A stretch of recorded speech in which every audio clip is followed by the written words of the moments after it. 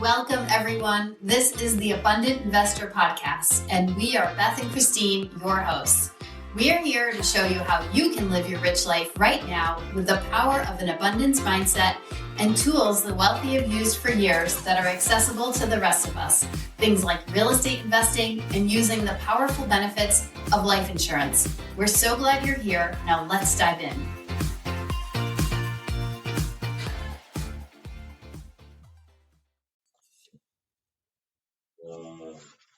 Hello, everyone. It's Christine and Beth from The Abundant Investor, and we are here for another episode of our podcast. This is one we're so excited to dive into because it's an area that is near and dear to Beth's heart and something that I care deeply about as well. So we are going to center today's conversation really around real estate as it pertains to buying and selling homes. We're going to talk a little bit about a new opportunity that's come forward for Beth and myself and how this ties into our overall mission at The Abundant Investor. So Beth, I know you're excited to talk about this topic too. Can you start out by reminding everyone or telling everyone who's here for the first time about your experience with and how you got into real estate? Absolutely. Glad to do it. I actually got my license right out of college. I don't know if I even ever told you that. So many, many years ago, it was one of the first things I did. I graduated and got my real estate license. And I went to a small real estate office and said, wait, I am like way too young for this. I was about 40 years younger than everybody at the time. So that's when I went into financial services. And I was there. I think I've talked about that a lot at Fidelity very happily.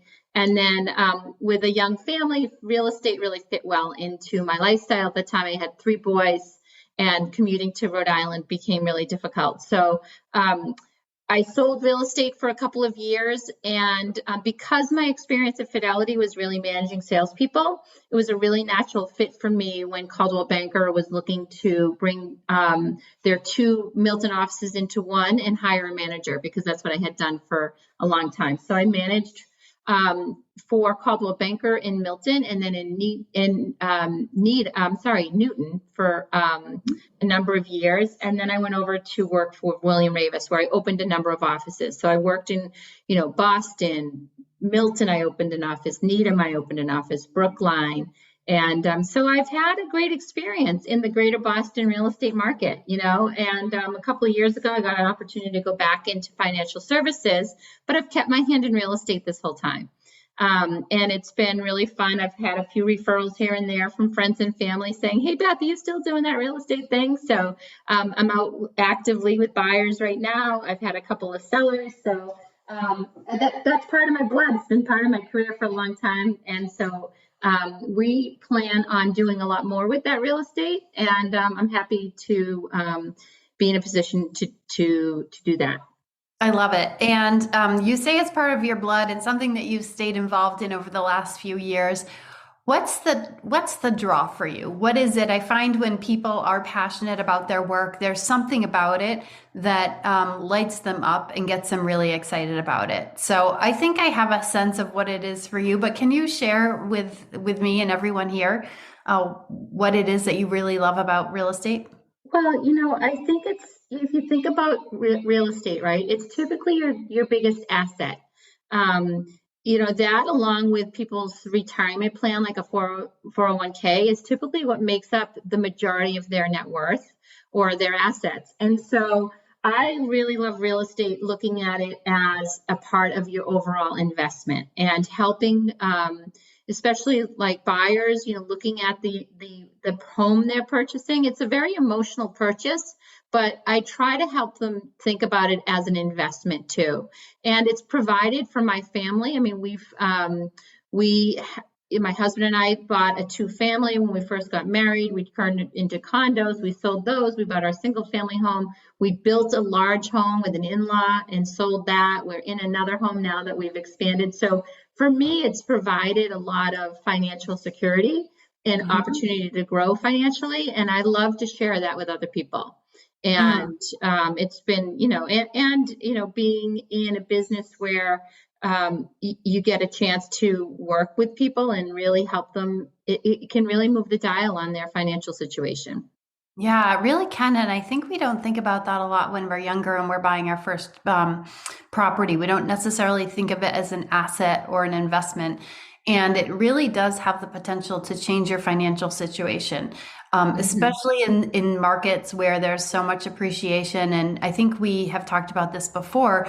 We expect the appreciation to continue because there is a housing shortage, because our population has grown, because there's been migration and shifts in the housing market. So I absolutely can connect with that. And I think Mhm. too, there's the whole element of, you've made homes. All these, you talk about the financial gains and how you've built these properties. And I want to say, as someone who walks into your home quite a bit as your business partner, you know how to make a house a home and make it really feel good. And you just know, after living in all these different types of homes, um, and having all the experience working with clients, working with agents in various towns, that at the end of the day, someone's home, it's so important to the way that they feel and the way that they live. I know that Absolutely. I know you get that. And I think that's really important because I've worked with several agents over the years in investment properties and primary residence. And I think working with someone who really gets it, and can connect with other people is so important.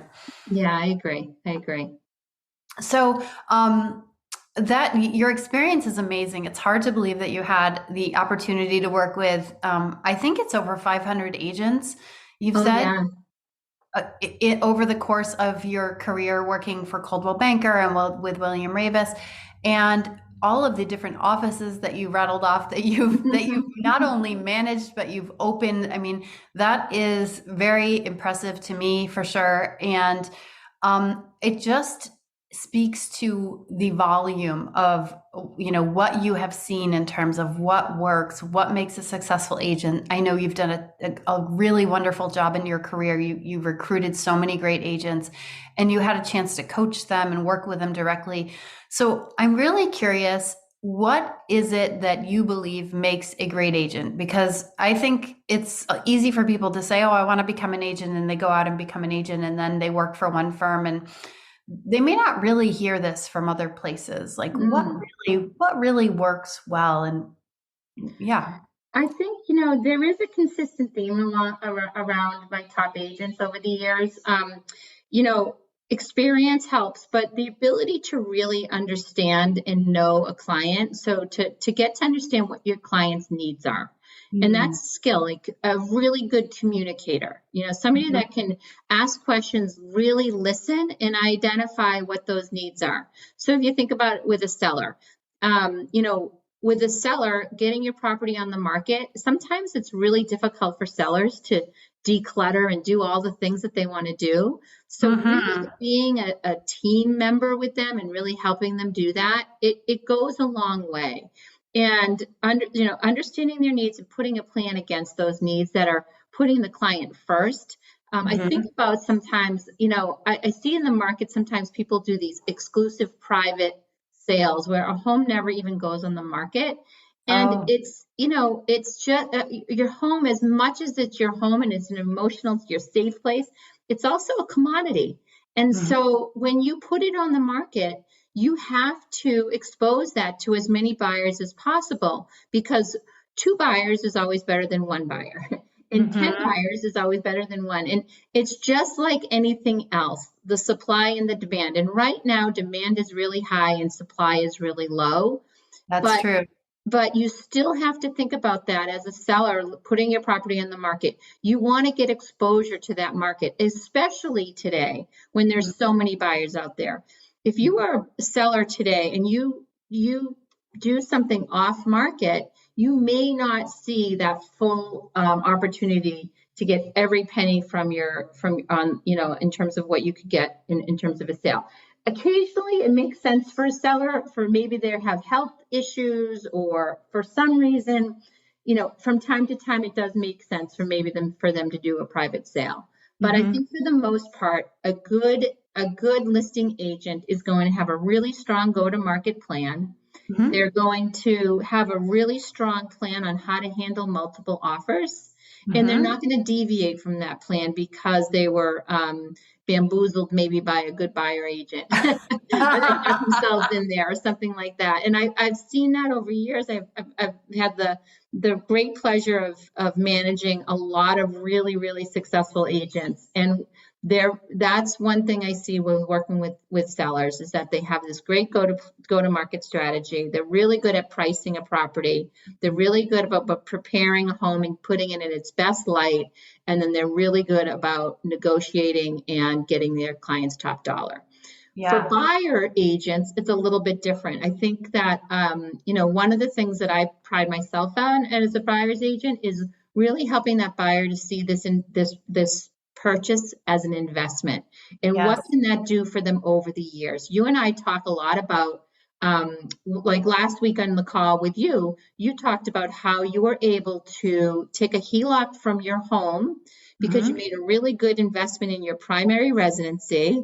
You added to it, you made it really great. You grew the value of that home, and you were able to take a HELOC and use that HELOC to propel yourself forward in this great journey of real estate investing. Hmm. And so it is, even though it's where you're living and it's your home, if you do this right, it can be a game changer. As I said, it's worked really well for us. It's helped us with, pay for college and all that kind of stuff is making good real estate investments. So I love working with buyers to help them see it that way. And I've seen agents do that really well too over the years. Yeah, I love that. There's so much good stuff in everything that you just said. I think the exposure piece is so important, and there's so many ways to market properties today.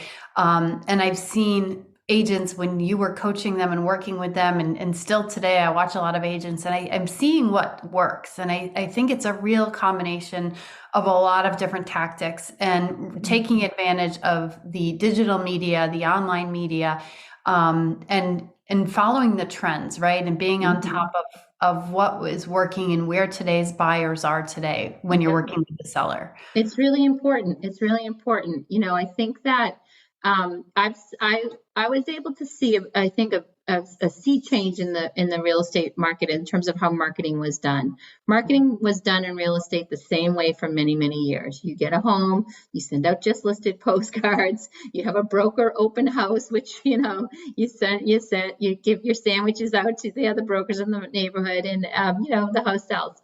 That is no, it's so changed. I mean, direct mail, great. It's a piece of the overall strategy, but Mhm. you really have to have a strong social media strategy. You really have to have a strong online presence. Mhm. It's just like everything else. Everything is changed so greatly. And if you're not changing, you're losing. You're falling behind as an Yeah. agent or as a firm or in many, many ways. Yeah. And I think too, like one of the things I see you bring to the buyer side and to the seller side, but even more to the buyer side, I'll just also like call this out, is that you really are able to connect with people on the transitions that they're going through. So most times when Mm, people are selling their house, there's some triggering transition. Either they're busting at the seams, or mhm, maybe they've gone through a difficult divorce, or maybe it's a first time buying a home. So there's so much to learn in the mhm. process, or perhaps they're moving on to a more retirement oriented community. And I feel like, Beth, with your experience, you've seen people through so many stages of growth, including your own kids, right? Mm. Like Yeah. you're seeing them into adulthood. You've gone through so many of these things yourself. You're perceptive, you're a connector. So you're really, just want to say, like fine tuned into the nuances that people are going through. And I'm just going to say this, like you're just the kindest, unassuming, nicest person. Oh, you're so Um, sweet. and so bright that anyone who had the pleasure of working with you, I know is in excellent hands. Well, thank you. It's a real privilege and honor. You're sitting in someone's home. You're going into their home. If anybody is private in any way, shape, or form, it's really hard for them because and then they're going to be inviting strangers into an open house or, there's a lot to it. And so whether people are moving for really happy reasons, like their family's expanded or their income is expanded and they get to a bigger home, or for sad reasons, maybe there's been a death in the family or something like that. Whatever it is, there's a lot of emotion tied to it. And I think just being respectful of that and feeling the, being a partner to them is something that's really, really important. And good agents, as I said at the very beginning of this, communicate well, listen well, and really put the needs of their clients first. Because there's lots of ways you can not do that. And so if you put the needs of your clients first and you listen to what's important to them, you're going to be successful in this business for sure. Yeah, I love that. I totally agree with that. And I think that that's why so many of your agents also were successful working under your coaching and your management. And you are a certified coach, which is really cool, by the way. So you are really someone who knows how to work with their staff and motivate people, which I love. And, I think we get to be that for each other in our partnership. That's right. As well. That's really right. Cool. That's right. Well, I have to say too, I mean, obviously, you were my coach. So the coach's coach is always it's always a big compliment, right? To be the coach's coach. And it certainly has put me on a path of a career that I love and I'm so happy doing. So thank you. I think, also so one of the things I'm also curious about is because we see a lot of new agents coming into the market, right, too. And I know in a tougher market, like it's been a little bit more challenging lately because there's a shortage of demand, especially where we are in other major metro areas. It can be challenging to be an agent, and we've seen some turnover. And I'm curious, what is it that agents want today? What are other agents, as I'm looking into, stepping into the agent role as I obtain my license, for real estate investing and to help our clientele. What is it that I should be thinking about? What is it that other agents are thinking about as they're relatively new to the business? What do you think they need? I think there's a couple of things. One is the ability to take your skill set and apply it to whatever. There's a lot of agents that have come out of into the business with gangbusters because they've been able to take their skill set whatever made them good at their previous career and apply it to real estate.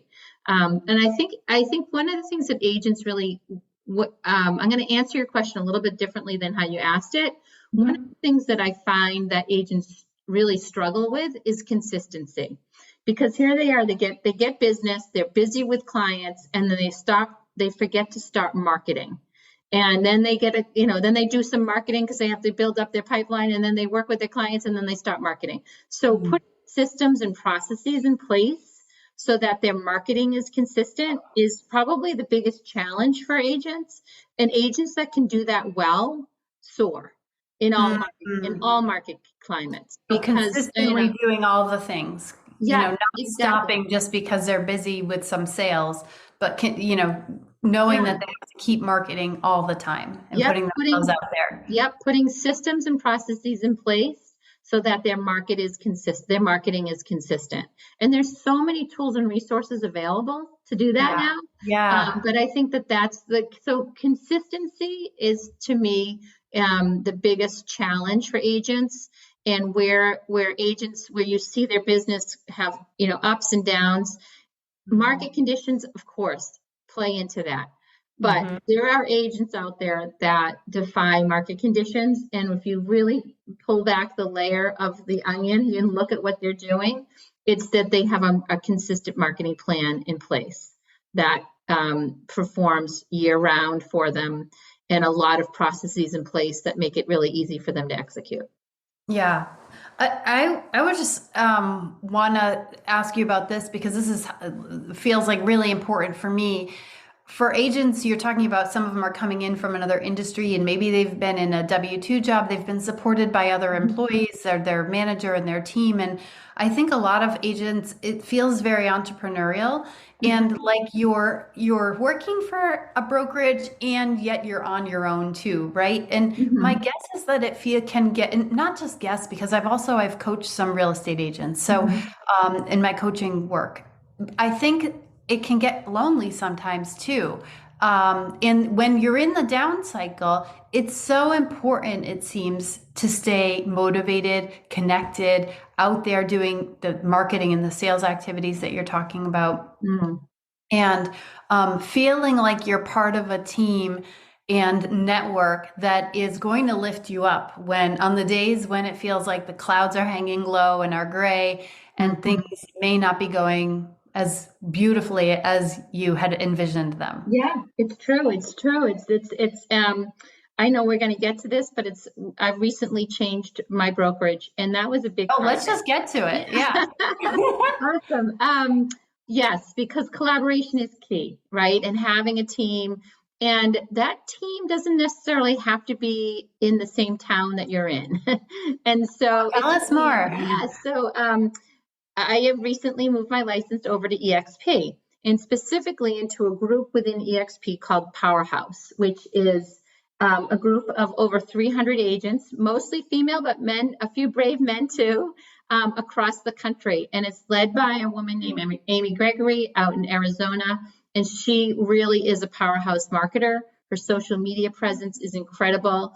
And her ability to pull people together from all walks of life and really from there's a consistency in the type of agent that she has in her team, the people that are using social media that are top in their market, but we're all geographically spread out. And so it's a new way of using the technology and the tools that we have available to us to collaborate Mhm. and to share ideas Love it. and to break out the old kind of like silos of real estate where you were the agent of the town and that was it. We Yeah. can think it's a perfect fit for our business because we are helping people with real estate investing all over the country. I mean, we Right. spoke last week about you being in upstate New York. I mean, where you can be, if there's a good real estate investment, it may not be in the town that you live in, and Absolutely. likely it's probably not, especially here in Greater Boston, where prices are so high and what have you. So I Mhm. think that joining EXP, that was one of the reasons is becoming part of this powerhouse team and having that ability to collaborate with like-minded people across the country. Yes, and I love that they're top performers. I love how energized the group is from my exposure to it so far. I love seeing the collaboration. So I Yes. think it's turning some of the older ideas we had about real estate and how competitive it might be in your local market, or how not just not collaborative it was. It's turning that on its head, and it is becoming really this rising tide lifts all boats model. I mean, it feels like that so much. Yeah, that was a big part of when I managed offices, one of the things that was really important to me was the culture, right? Mm, And seeing that you're managing a group of people who are independent contractors who are essentially, you could think going after the same client, but when there's hundreds and hundreds, if not thousands, of opportunity to have a transaction, to change that mindset and look at it like you just said, a rising tide raises all boats, and to really collaborate. And I was proud of the work that we did in a lot of the offices that I managed. That was a big part of the culture. And that's what I was looking for in this new opportunity, where I was looking for something like a little bit bigger, something that was a little bit more widespread, that geographically gave me more opportunity to grow. And having my license down in Rhode Island and being able to serve clients in Rhode Island as well as Massachusetts, it checks a lot of those boxes. One of the things I really want to talk about, though, is one of the top reasons why I joined them is around the way they compensate their agents. And I think this is really important, Christine, because you and I talk a lot. If anybody's following us on social media, you can see that, that we're champions of women. And one of the issues that just drives me crazy is the inequity in pay. And mhm. one of the ways we can change that is by being transparent Mhm. and how people are compensated. And one thing's for sure in the real estate world is that compensation is not transparent. There may be a written schedule, a compensation plan, but it's different in every office. Nobody's ever on it. It's all managed by exception. And that creates a really difficult kind of stress and negative culture. What I really love about EXP is that it's as transparent as you can be. Every agent, no matter if you've sold one house or 100 houses, every agent's on an 80-20 split until the company earns $16,000 from the 20% that they're keeping. Once you've made, it's called a draw, or there's all kinds of different ways you can say it. Once the companies earn their $16,000, you move to 100% until the next anniversary date. So for, if you start on October 1st, you've in this market, most of the time it's a 2.5% per side commission, but it could be different in every market. But if you're using that as a rough idea, that's about 3.2 million in sales. Once you've sold 3.2 million in real estate, you've satisfied the 16K that the company needs to earn, and you're at 100% of your commission until the next October 1st. I think that just is an incredible thing. I think it's great for women, minorities, everybody. It takes the question of what's the person next to me getting paid off of the table. And that is huge. More and more companies should be doing this. I talked in a social media post around the CEO of Symetra, who is a female who's changed her whole policy to make it work that way. Yeah, it's huge. It's huge. Not only is it a generous commission schedule, I love the transparency. It just matches everything that's important to me. Exactly. It's so aligned with our values. I think that's why it was such a no-brainer when we started to explore it, and especially through a trusted connection of ours, that it was pretty much a slam dunk. We just got more and more excited about it the more we looked at it. Absolutely. Yeah, that's so awesome. So this has been so fun to dive into this topic. We're going to be talking about it more. So I just want everyone to know to tune in. It's a core part of what we're doing. It's not all of what we're doing. We'll continue to talk about all the other things. And it's one of the many services that Abundant Investor is able to offer and cares to support our audience with. Yeah, absolutely. And if anybody wants to learn more, Christine, they can go into we'll put a link for a one-on-one call. We'd be happy to, whether you're a buyer, a seller, an agent, and you want to hear more about this, the link will be in the show notes. Set up a call with us, and we'll be glad to share more detail. Awesome. Well, thank you so much for letting me interview you. Thank you. It's really nice. Thank you so much. All right. We'll see everybody. Talk to everybody soon.